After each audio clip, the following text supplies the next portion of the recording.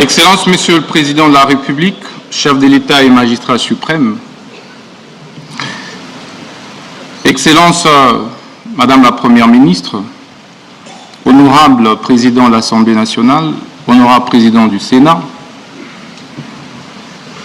Excellences, Messieurs et Dames ambassadeurs et chefs de mission diplomatique,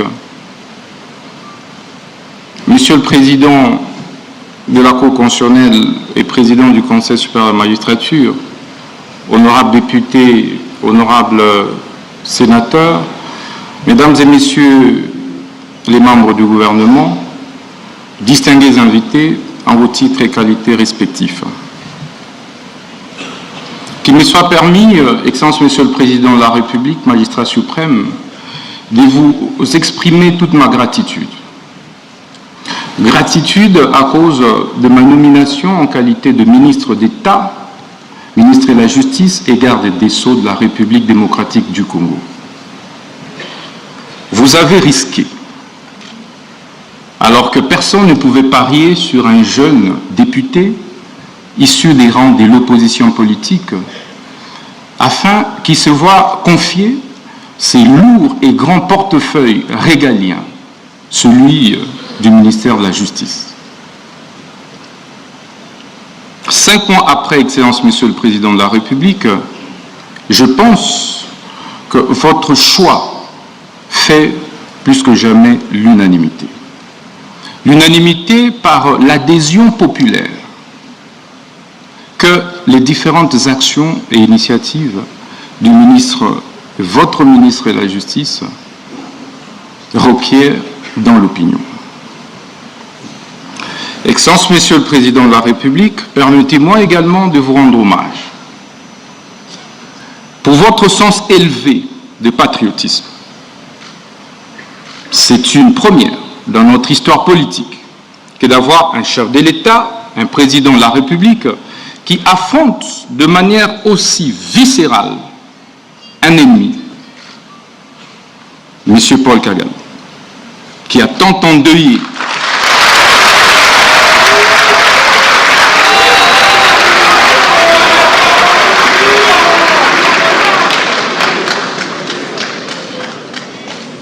Je disais, Excellence, Monsieur le Président de la République, et c'est une première dans notre histoire politique que de voir un chef de l'État autant aimer le Congo, porter autant les aspirations des Congolaises et Congolais, travailler pour la préservation de l'intégrité du territoire national, en ouvrant un front politique, diplomatique, judiciaire clair contre l'agression rwandaise pilotée par ce criminel économique et criminel de guerre, M. Paul Kagame.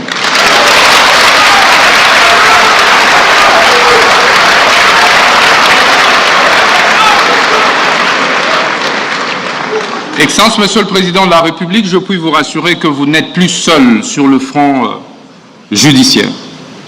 Je suis là à vos côtés et je ne ménagerai aucun effort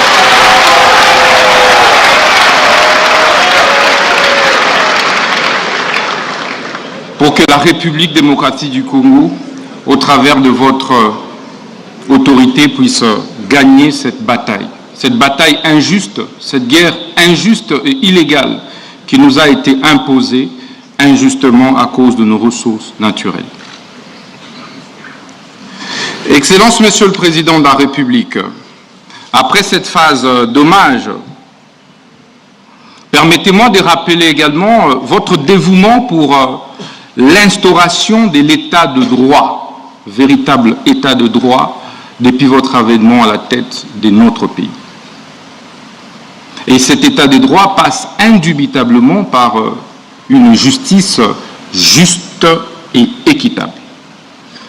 Mais, Excellence, Monsieur le Président de la République, c'est quoi alors la justice ?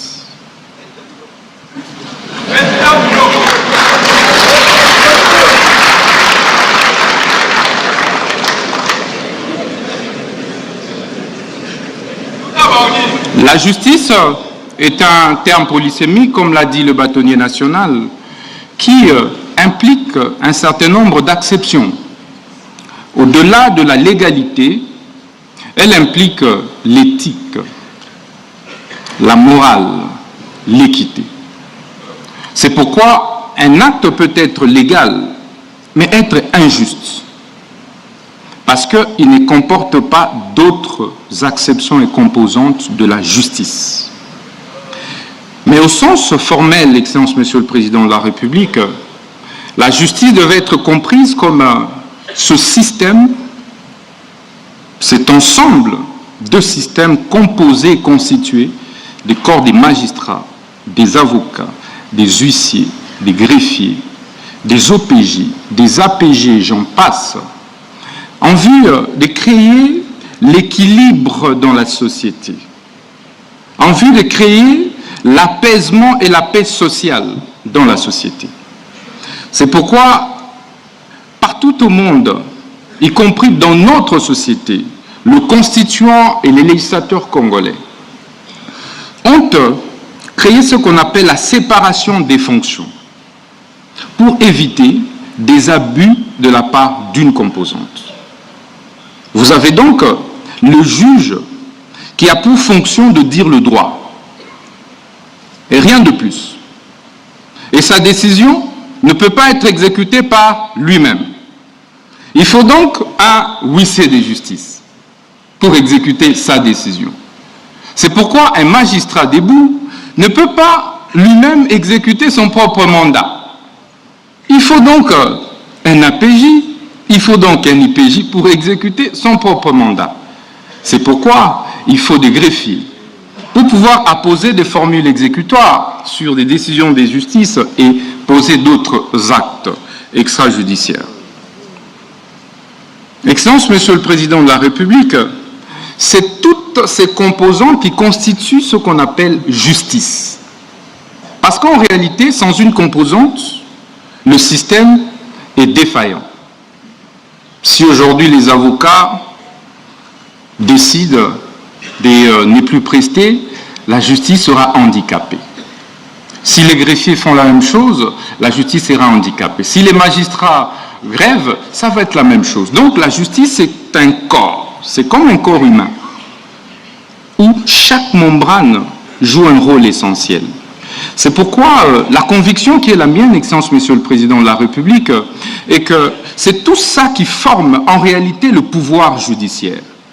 Mais comment créer l'équilibre ?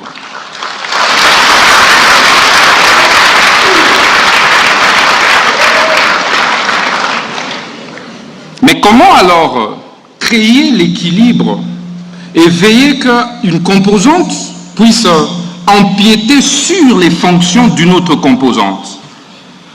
C'est ça le rôle du ministre de la Justice. Il faut un arbitre. Il faut un arbitre qui régule. Il faut un arbitre qui voit comment le juge ne peut pas empiéter sur les prérogatives et fonctions des huissiers, comment les greffiers ne doivent pas empiéter sur les prérogatives des huissiers, ainsi de suite. C'est ça le rôle du ministre de la Justice, Excellence, Monsieur le Président de la République. Et donc, le ministre de la Justice ne devrait pas être perçu comme un simple membre du gouvernement de l'exécutif. Il est un pendant entre le pouvoir exécutif et les pouvoirs judiciaires. Excellence, Monsieur le Président de la République, ceci veut dire donc que le ministre de la Justice veille à la bonne application des lois et textes réglementaires au niveau de la République. Le ministre de la Justice veille sur les exécutions des décisions des justices. Les ministres de la Justice veillent sur la protection et préservation des droits et devoirs des citoyens. Il se rassure, Excellence, Monsieur le Président de la République.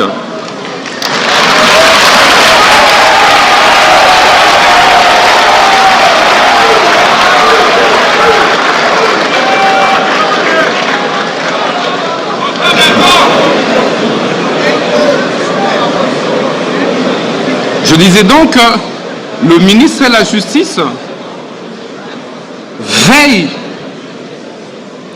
à la sauvegarde, à la préservation des droits et libertés fondamentaux des citoyens. C'est donc le protecteur des faibles. C'est C'est donc les protecteurs des démunis, de ceux qui pensent que la justice est réservée à une certaine classe, à une certaine catégorie. C'est cela aussi le rôle du ministre de la Justice. Excellence, Monsieur le Président de la République, chef de l'État et magistrat suprême, qu'en est-il de la justice en RDC? Le constat, vous l'avez plus d'une fois fait, mais nous l'avons également fait après notre nomination par votre auguste autorité. 7 Congolais sur 10 sont insatisfaits de la manière dont notre justice est distribuée et administrée.